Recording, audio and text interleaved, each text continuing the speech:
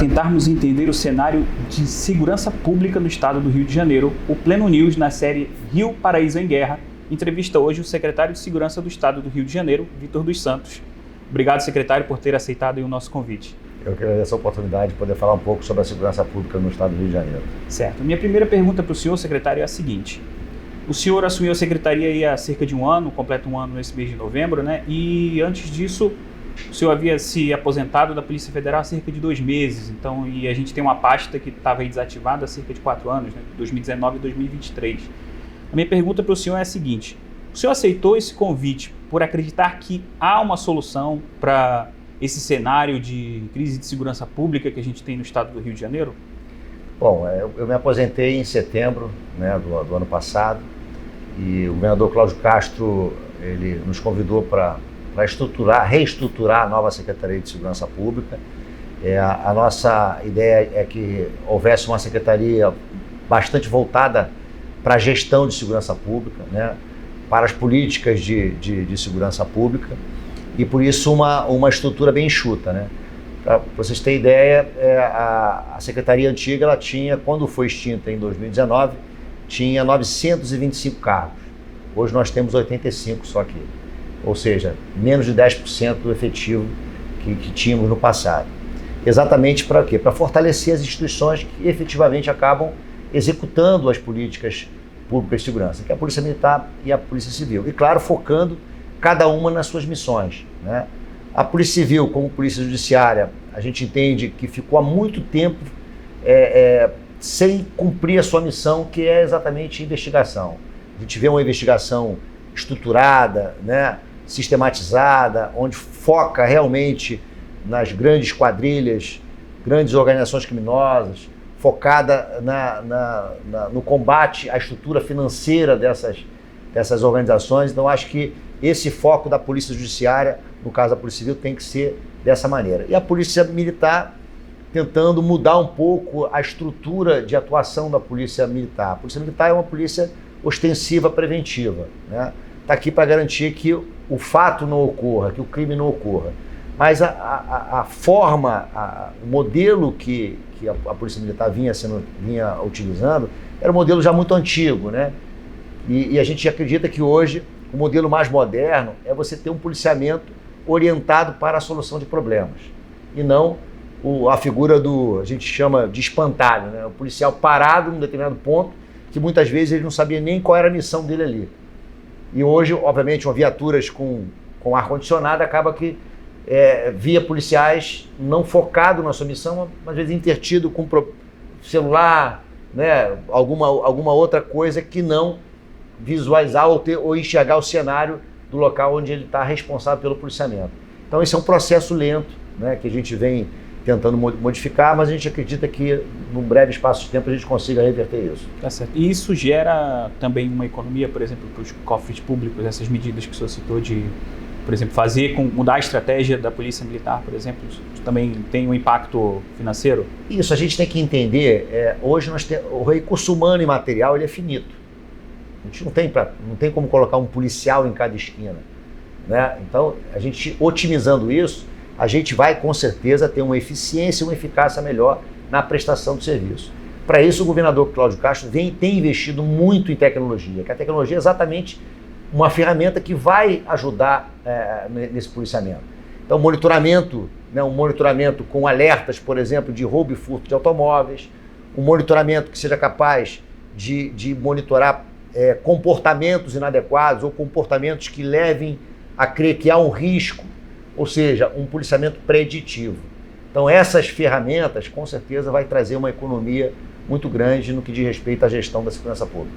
Secretário, nas últimas décadas a gente viu algumas estratégias de segurança como as UPPs, tiveram as intervenções militares também na segurança pública do Rio de Janeiro. Eu queria perguntar ao senhor, o que o senhor acha que teve de aprendizado dessas medidas que foram implementadas ao longo dos últimos anos? Porque a gente viu o número de mortes de pessoas que não tem nada a ver com crime organizado seguir, né, ao longo desses últimos anos. O que a pasta tira hoje de aprendizado dessas estratégias que a gente teve recentemente para futuras políticas adotadas e políticas presentes adotadas pela Secretaria de Segurança? Primeiro, assim, a gente tem que entender que toda tentativa de acerto ela tem que ser levada em conta. Todos esses projetos que a gente viu durante todos esses anos no Rio de Janeiro, né, o que tira para a gente são lições aprendidas, né, e não cometer novo erro. Porque a gente entende que todo projeto ele tem início, meio e fim. Ele tem que ser monitorado.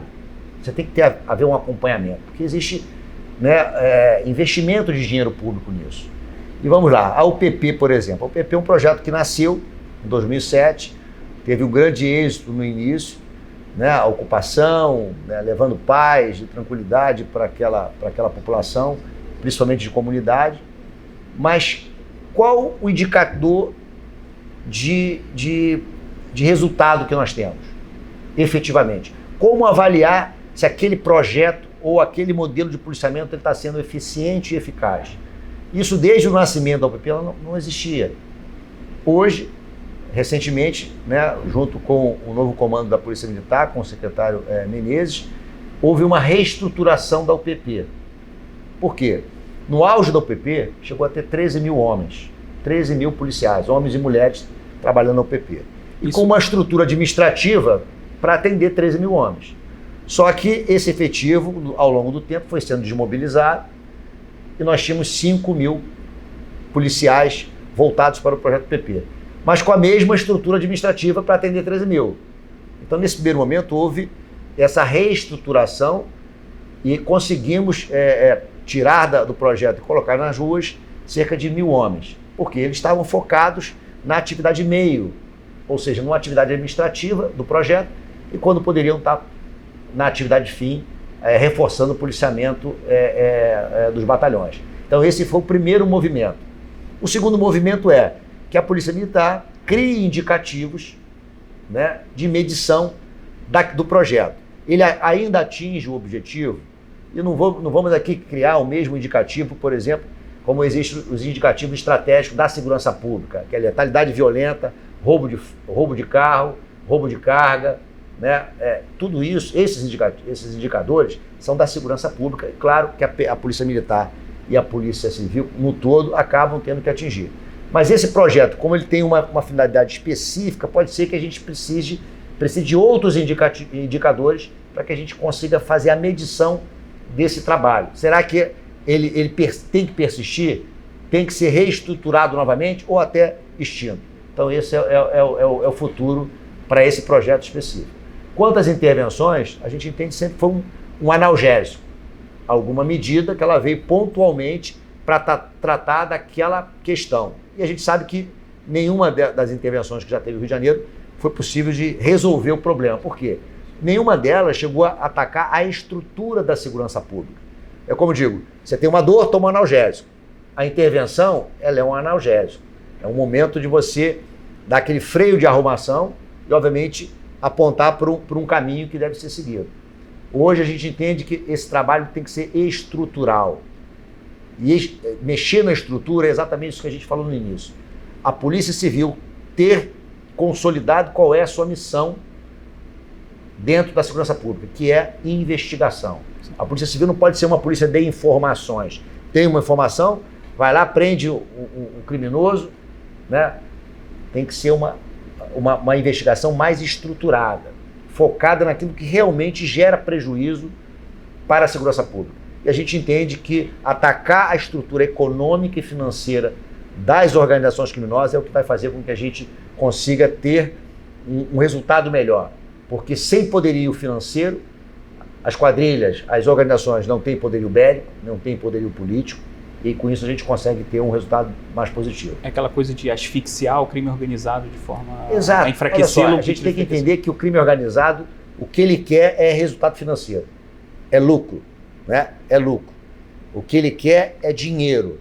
Então a gente tem que identificar quais são as formas de receita dessas organizações criminosas. É isso que é o objetivo e é isso que a Polícia Civil tem que perseguir. Obviamente, nós temos operações que acabam identificando outras fontes de renda. Hoje, o tráfico não vive só de drogas. Hoje você tem outras receitas. Infelizmente, o traficante hoje aprendeu com os milicianos como obter outras receitas. Aí você tem... Eu sempre digo para as pessoas fazerem uma reflexão. Dentro das pessoas do seu relacionamento, faça a seguinte reflexão: quantas delas usam drogas? Você vai chegar a um determinado número. Agora, quantas dessas pessoas utilizam água, luz, internet, habitação, transporte, gás, gelo, pão? Ou seja, todas essas receitas hoje estão à disposição dessas organizações criminosas. E as comunidades, as pessoas que moram lá ou que eventualmente exerçam alguma atividade econômica, ficam à mercê dessas organizações criminosas, seja traficante ou seja miliciano. Isso o Estado não pode tolerar. A melhor forma de combater isso, além, obviamente, da ostensividade nessas localidades, né, realizando operações pontuais, é você ter uma investigação sistematizada, né, e estruturada, com a finalidade de identificar essa fonte de renda, né, e, obviamente, atacá-la. Aí a gente acha que consegue ter um resultado muito mais positivo. Os resultados, o senhor acredita que tem, do ano que o senhor está à frente da pasta, o senhor acredita que tenham sido positivos de lá para cá? Eu acredito que sim. Se a gente for analisar os números, né, por exemplo, o que mais aflige a população? É o crime contra o patrimônio, né? É o roubo de celular, roubo de veículo, roubo de carga. Esse tipo de crime é o que afeta mais a população, porque é o dia a dia, né? É o trabalhador que está no ponto de ônibus, para o sujeito de moto, leva o celular dele, que ele está pagando em 12, 24 prestações. Isso afeta muito. Se a gente for olhar só os números, vamos dizer assim, esses 2 últimos anos do governador Cláudio Castro, se nós dobrarmos o número, ou seja, nós temos um determinado número de roubos total. Se nós dobrarmos ele ainda consegue ser menor do que o menor número histórico desde 2003. E o melhor período que houve dos números, não que sejam bons, mas comparado aos demais, foi de 2011 a 2014. Ou seja, esses 4 anos foram os 4 anos melhores da segurança pública. E mesmo assim, esses 2 últimos anos do governo do Cláudio Castro, se dobrar, não consegue, fica bem aquém desses números de 2011 a 2014. Ou seja, estamos no caminho certo. Tá? Só que o resultado, a gente tem que entender que ele não é imediato. Porque às vezes alguns pontos da cidade do Rio, por exemplo, que as pessoas acham que está mais perigoso e outros pontos... Exato. A gente tem que entender o seguinte: o Rio de Janeiro ele é o quarto menor estado do Brasil. É o 3º mais populoso, o 2º maior PIB. Né? Nós temos no município do Rio de Janeiro 40% de toda a população do estado. Se a gente falar em Grande Rio, nós temos 70% de toda a população. Então essa densidade demográfica, ela acaba tendo um impacto muito grande, né? Mais de 1.900 favelas no Rio. Não é um problema de agora, são de décadas. Então, eu digo que a desordem urbana, ela propicia esse tipo de atividade criminosa. A teoria da janela quebrada de Rodolfo Giuliani, quando aplicou lá em 94 em Nova York, era exatamente essa. O que ele queria fazer? Qual é a ideia, o objetivo da teoria da janela quebrada? É construir comunidades limpas e ordenadas.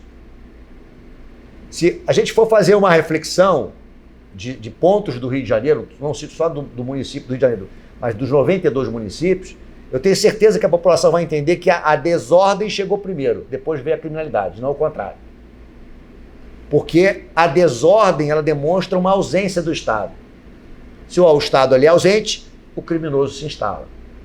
Então, isso é uma política que a gente tem que combater dentro de um federalismo de cooperação, ou seja, todos os entes da federação participando junto. Essa integração é importante. Então, município, Estado e União. Por que a gente fala União? Porque o Rio de Janeiro hoje, nosso grande desafio é a quantidade de fuzis na mão de criminosos. Esse é o grande desafio do Rio de Janeiro.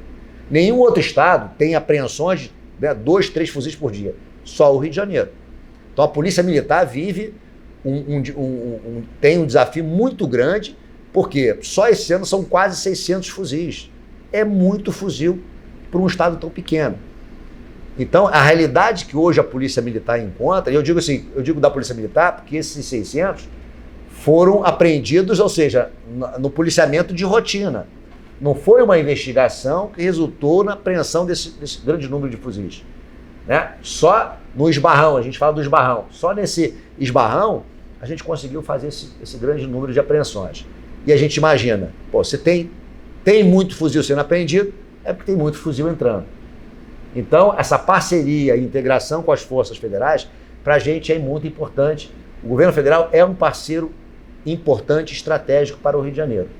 O senhor falou das forças, da questão da integração federal, e a gente teve semana passada, o governador foi a Brasília para tratar a respeito da PEC da segurança pública, né? Eu queria que o senhor falasse um pouco dessa questão, como é que está essa questão atualmente, como é que o governo do Rio de Janeiro se posiciona diante desse projeto que tem sido proposto.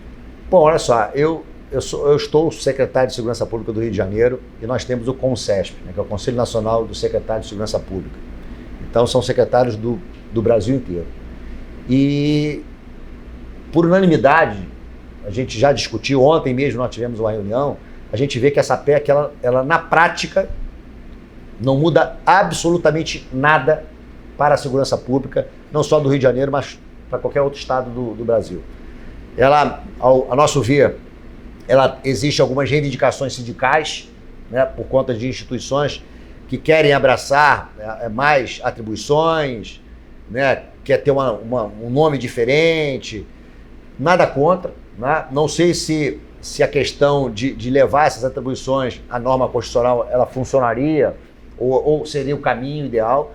O que a gente critica é que, na prática, né, algumas dessas atribuições já são previstas em leis ordinárias, mas a ideia é levar isso à categoria de norma constitucional. Não sei se isso traria algum benefício institucional para essas instituições. Eu creio que poderia se trazer, mas para a segurança pública, na prática, nenhum benefício teria. Teria alguma forma de modificar, o senhor acredita que tem alguma forma de modificar, por exemplo, via legislação que consiga ser mais efetivo que essa PEC, por exemplo? Olha, na prática, hoje, o que a gente tem aqui de problema? Vamos dizer recentemente, nós temos uma operação permanente aqui no Rio de Janeiro, né, que é uma operação chamada Tourniquet. Hoje é uma operação coordenada pela Secretaria de Segurança Pública, a participação da Polícia Militar e da Polícia Civil. É uma operação que ela não nasceu agora, nem o nome nasceu agora, já tem um tempo. Né? A atuação da Polícia Militar e da Polícia Civil já desde o início é uma realidade. E essa operação, por exemplo, nós verificamos que todos os presos durante essa operação, né, 66% são reincidentes. Desses 66, ainda tem um percentual que é reincidente específico, ou seja, ele foi preso por roubo e novamente é preso por roubo. Então, o diagnóstico que nós temos é que hoje o criminoso ele passa muito pouco tempo na prisão. Isso a gente pode mudar. Eu vou dar um exemplo. Como eu falei aqui, que o Rio de Janeiro, o grande desafio é a quantidade de fuzis na mão de criminosos. Hoje, um fuzil ele tem o calibre restrito, né? Então, a pena para portar ou transportar esse tipo de armamento é de 4 a 8 anos. Pela nossa legislação, se ele for condenado a 4 anos, ele fica 6 meses e 6 dias preso. Se ele for condenado à pena máxima de 8 anos, ele fica 1 ano e 3 meses. Ou seja, a conta que o criminoso faz vale a pena cometer o crime, porque eu vou sair e vou estar na rua em breve. Então, é um pleito que nós temos, e obviamente os governadores já estão atentos a isso. No COSUD, que é o Consórcio Sul-Sudeste, já foram apresentadas 4 sugestões de modificações legislativas, exatamente nisso. Reconhecer a habitualidade como forma de manter o sujeito preso, porque a reincidência, tecnicamente falando, é aquele criminoso que ele foi condenado, transitado e julgado e volta a cometer crime. Mas existe o criminoso contumaz, habitual.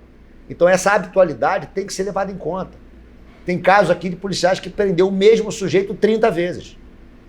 Então isso gera uma insegurança, né?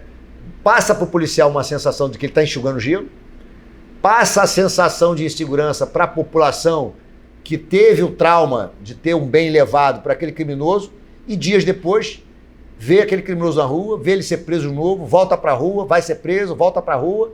Então essa contumácia, essa habitualidade criminosa desse criminoso traz para a sociedade uma sensação de segurança muito grande.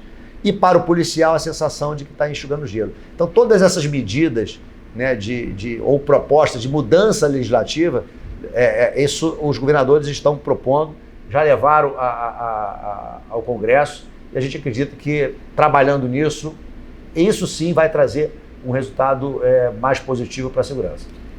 Aproveitando esse assunto de questões legais, jurídicas, judiciárias, a gente tem em vigor uma liminar da DPF 635, né, do Supremo Tribunal Federal. E o governador Cláudio Castro chegou a falar, algumas semanas em entrevista, que essa medida ela tem fortalecido as organizações criminosas. Eu queria saber do senhor, na prática, como essa medida, essa liminar, ela tem contribuído negativamente para o trabalho da polícia, por exemplo, na questão das operações, que é principalmente do que se fala mais, né, em relação a essa ação.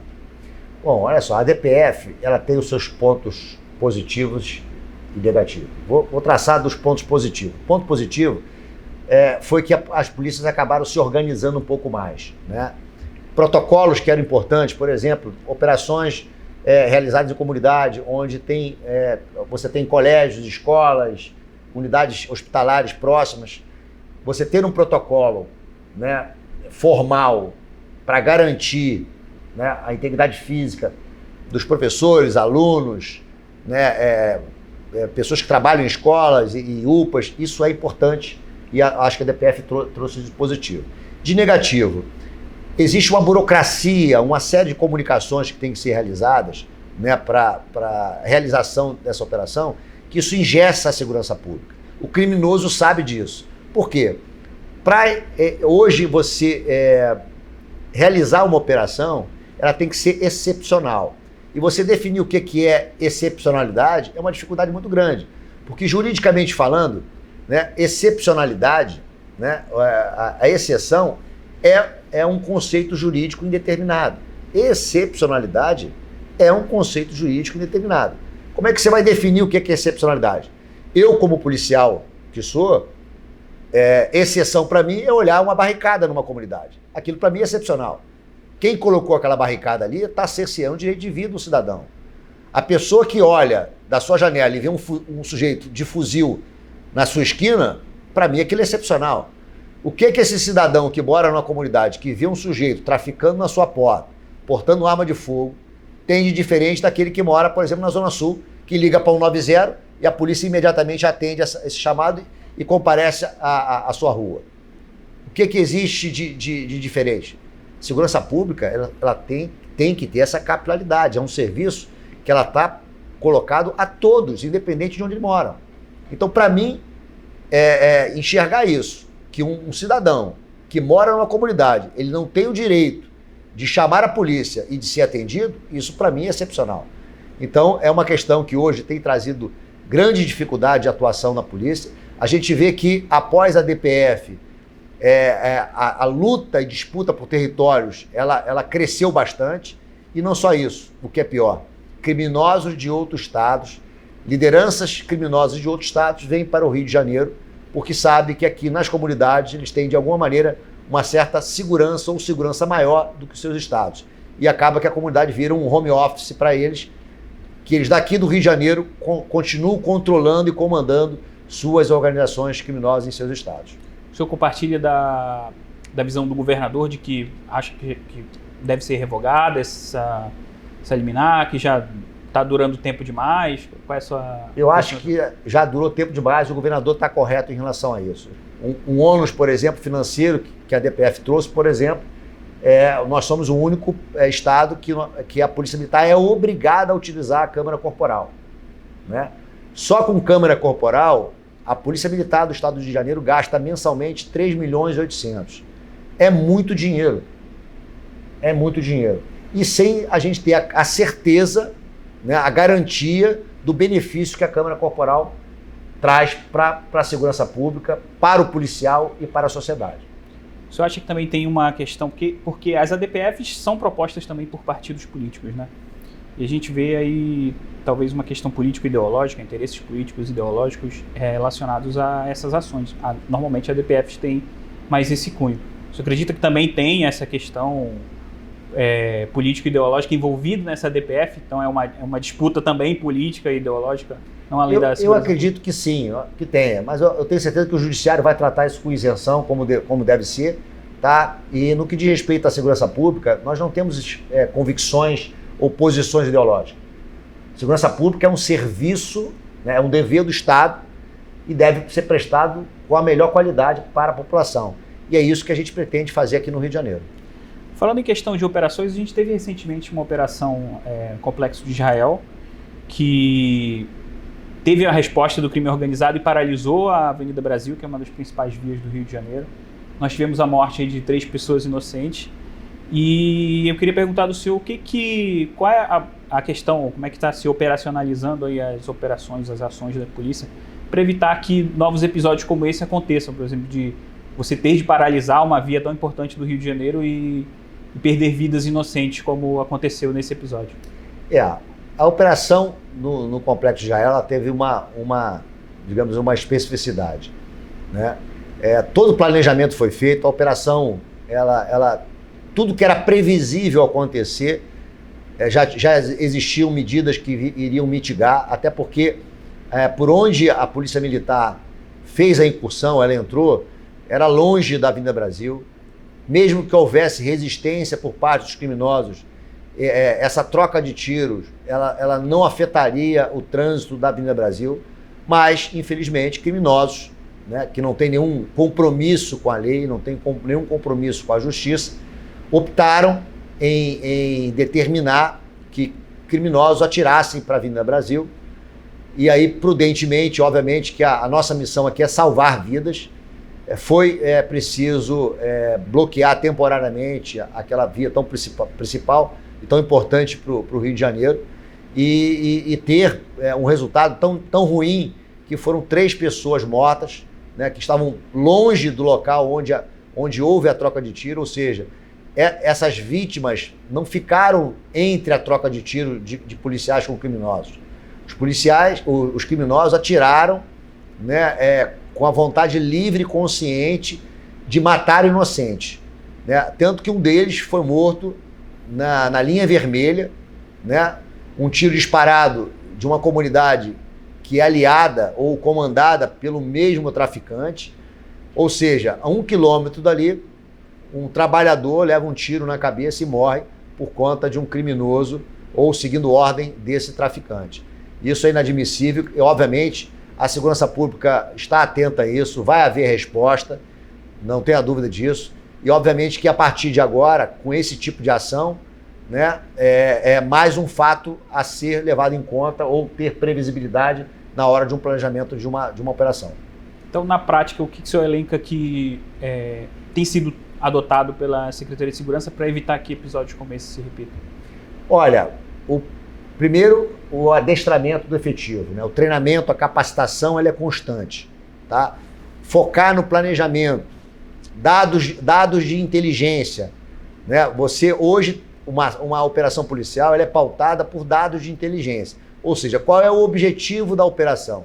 Nessa, por exemplo, lá do Complexo de Israel, a ideia era retirar barricadas, né? Ter acesso a uma torre de sinal de telefonia, porque aquele traficante que comanda aquela região, ele interrompeu esse sinal, prejudicando toda aquela comunidade, ou seja, hoje entender que aquela comunidade tem que ficar sem internet, sem celular e sabendo que aquele criminoso vai oferecer, né, aquele tipo de serviço para aquela comunidade como forma de receita, é inadmissível. Então a Polícia Militar esteve lá exatamente para isso, se estabelecer no local e propiciar que a equipe de telefonia fosse até a torre e restabelecesse o sinal e, obviamente, beneficiando toda a população.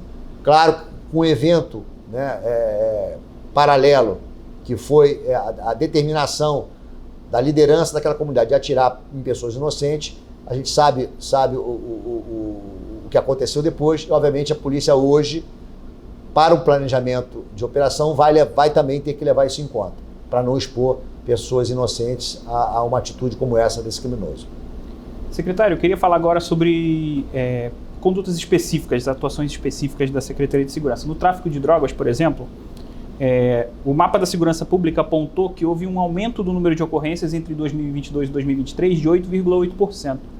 Eu queria saber do senhor quais são as principais estratégias que a pasta tem adotado para não parecer para a população, por exemplo, que a gente está enxugando gelo, né? Porque os anos vão passando e o combate do tráfico certamente é um dos principais pontos que a Secretaria ataca, né? Como não parecer que está enxugando gelo, sendo que esses números, por exemplo, de 2022 para 2023 aumentaram? Bom, como toda organização criminosa, o tráfico de drogas, ele visa ter receita através da venda de drogas. Por isso a gente fala em relação à importância que tem a Polícia Civil no que diz respeito a ter uma investigação estruturada, sistematizada, focando na coluna vertebral de toda a organização criminosa, que é a estrutura financeira. A gente entende que atacando a economia do tráfico, a gente consegue ter um resultado positivo. Agora, obviamente, a gente tem que entender que existe uma lei milenar, que é a lei de oferta e procura. Então tem um outro lado, que é o viciado, né? A lei de entorpecente, o bem jurídico que ela tutela é a saúde pública. Ou seja, a droga, ela afeta não só a segurança pública, mas também e principalmente a saúde pública. Tanto é que quem diz que aquela determinada substância é droga, ou seja, que causa dependência física ou psíquica, é o Ministério da Saúde. Ou seja, é um médico que diz isso. Se o médico disser, olha, a maconha não causa mais dependência física ou psíquica, a maconha passa a não ser mais droga e pode ser comercializada. Então a gente tem que entender essas duas vertentes, do combate ao tráfico de drogas, mas também, né, de políticas que visem minimizar o impacto, né, principalmente na rede de saúde pública, que são os viciados. E há uma atuação, como é que está essa atuação multidisciplinar? A Secretaria de Segurança Pública, como é que ela tem atuado multidisciplinarmente, por exemplo, com a área de saúde para tentar reduzir esses índices, por exemplo? A integração entre secretarias já existe, tá? E a gente conversa muito, essas políticas são todas conversadas. Mas tem outros atores, né, nesse processo, né? A família, né? A família é muito importante. Porque se tem uma coisa que a droga primeiro afeta, é a família. A primeira coisa que a droga destrói, além do ser humano, é a família, né? Porque isso acaba causando divergências entre pais e mães, a necessidade, às vezes, de tratamento por pessoas, famílias que não têm nem sequer condição financeira de cuidar disso. Então, não é uma briga fácil. A gente vê que essa solução ela não chegou de forma definitiva e realmente a acabar com isso em nenhum lugar do mundo, né? Nem Estados Unidos e Europa, onde países que têm uma capacidade financeira muito maior do que o Brasil, a gente não conseguiu acabar com isso. Mas claro que chega a níveis toleráveis e é o que a gente pretende aqui. Ação multidisciplinar, integração entre secretarias, saúde e segurança, PM, Polícia Civil. A gente acredita que a médio e longo prazo a gente consiga ter um resultado mais positivo. Secretário, falando agora da questão de homicídios, o mapa de segurança pública também apontou que o Estado teve um aumento de 6,6% nesse período entre 2022 e 2023. E a cidade do Rio, em 2023, foi a capital que mais teve homicídios dolosos, com 1.118 mortes. A que o senhor atribui esses números? Tem relação com a guerra entre o crime organizado, entre facções, entre milícias, mas também tem a ver com essa questão do crime atacar a própria população civil, como essas operações. Como é que o senhor avalia esses números e o que a pasta tem feito para tentar reduzir esses índices? Olha, a gente vê que a letalidade violenta e o homicídio está dentro desse indicador estratégico, ela vem diminuindo de 23 para 24. Já é uma política que está dando um resultado positivo. O crime de homicídio em si, na sua grande maioria, é guerra de organizações criminosas. Seja tráfico, milícia, tráfico, e aí tem jogo do bicho, contrabando de cigarro, e tem outras atividades criminosas que são exercidas no Rio de Janeiro, que essa disputa de território, de mercado, acabam gerando homicídios. Tá? Então, hoje a Delegacia de Homicídios é uma delegacia bastante especializada, né? Existe um procedimento desde do cometimento do crime de homicídio, realizando o exame de local, balística e todo o procedimento de investigação, tanto que a taxa de solução dentre esses homicídios ainda não é o ideal mas ela tem subido significativamente, e isso é um ponto positivo para a segurança pública. Então, quando a gente vê que o número maior é no município do Rio de Janeiro, é por conta daquele dado que a gente falou lá no início. Nós temos 40% de toda a população do estado no município do Rio de Janeiro. Então, essa densidade demográfica acaba tendo uma incidência maior no percentual de homicídio. Queria encerrar nossa entrevista falando sobre a questão do trabalho da Polícia Militar em si, da questão do operacional da Polícia Militar. A gente vê muito se fala, senso comum, a respeito de defasagem de armamento da Polícia Militar em relação ao crime organizado. Enfim, temos as mortes de policiais, tem a questão salarial da polícia. Como é que a pasta está tratando hoje todas essas questões para tentar dar um ambiente mais saudável possível para a Polícia Militar trabalhar, seja em questão de armamento, seja em questão de saúde mental, seja em questão salarial, financeira para os policiais? Como é que a pasta tem atuado nessa área? Olha, não digo nem da pasta, não, mas o próprio governador Cláudio Castro, ele é incisivo nesse sentido, de ele trazer para ele essa responsabilidade de tratar bem o policial, de valorizar a segurança pública. Isso é um ponto positivo. Quando você vê o chefe do executivo protagonizando esse tipo de ação, é muito importante, porque o policial que está na ponta, ele sente que ele tem um respaldo. Então, hoje, a questão salarial, se a gente comparar com o Brasil, né, tanto a Polícia Militar quanto a Polícia Civil, o salário hoje é o terceiro melhor do Brasil, né? As condições materiais hoje de EPI, né, coletes individuais, armamento individual, tudo isso tem melhorado bastante. Claro que não é o ideal, mas a gente vê que o avanço tem sido muito significativo. O investimento do governador Cláudio Castro nesse quesito é muito grande. E outra questão que a gente tem ficado muito atento é exatamente com a saúde mental do policial.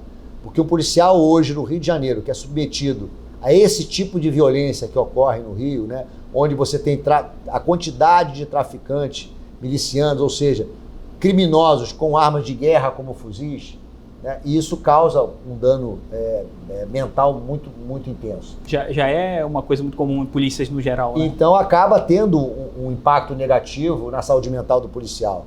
E por isso a gente está estudando, né, não só políticas ou programas de saúde mental, mas também revisão de escalas, né? Qual a escala de serviço que é melhor para o policial civil, o policial militar trabalhar? Né? Será que 24 horas submetido a esse tipo de condições era ideal? Eu acredito que não seja, a não ser que ele esteja aquartelado e seja utilizado por demanda. Mas o policial que está na rua, a gente não pode admitir que um policial consiga dar 100% da sua capacidade de trabalho submetida a essas condições durante 24 horas. Então, tudo isso está sendo estudado e a gente espera, num breve espaço de tempo, ter uma decisão final no que diz respeito a isso, e a gente sempre buscando o quê? Valorizar o policial. A valorização do capital humano, ela é fundamental, porque o capital humano é o ativo mais importante de qualquer empresa, seja ela pública ou privada. Valorizando o capital humano, valorizando o bom policial, a gente acredita que a gente consiga tirar dele o que há de melhor. O senhor avalia, então, que hoje, tecnicamente, com os equipamentos que a polícia tem, é possível enfrentar o crime organizado em pé de igualdade com... O senhor falou mesmo da questão da entrada de fuzis, por exemplo. A entrada de armamentos, provavelmente no crime organizado, é um fluxo muito alto e a gente tem também um fluxo de equipamentos modernos, por exemplo, né? O senhor considera que a polícia tem hoje equipamentos para conseguir enfrentar o crime organizado em pé de igualdade? Olha, tem condições sim, tanto a Polícia Militar quanto a Polícia Civil tem condições, mas não é ainda o ideal que nós achamos, tá? Então, por isso, esse avanço, ele é diário, né? Verificando, participando de seminário, participando de congresso, vendo novas tecnologias, novos armamentos. Então, hoje, o Estado e o governador Cláudio Castro não estão medindo esforço no sentido de fazer esse tipo de investimento, tá? Então, policiais são mandados para outros estados, policiais são mandados para outros países para verificar as boas práticas e, obviamente, trazer novas soluções, novos equipamentos, novas tecnologias para o Estado, para que a gente consiga a segurança pública não tem que estar igual, tem que estar muito melhor para poder ter sucesso. Tá certo. Eu agradeço a disponibilidade, então, do secretário em falar conosco para esse episódio da série Rio Paraíso em Guerra E aproveito para pedir que você nos acompanhe, assista os demais episódios da série, também acompanhe as redes sociais, acompanhe o YouTube do Pleno News, que você sabe que credibilidade não se negocia.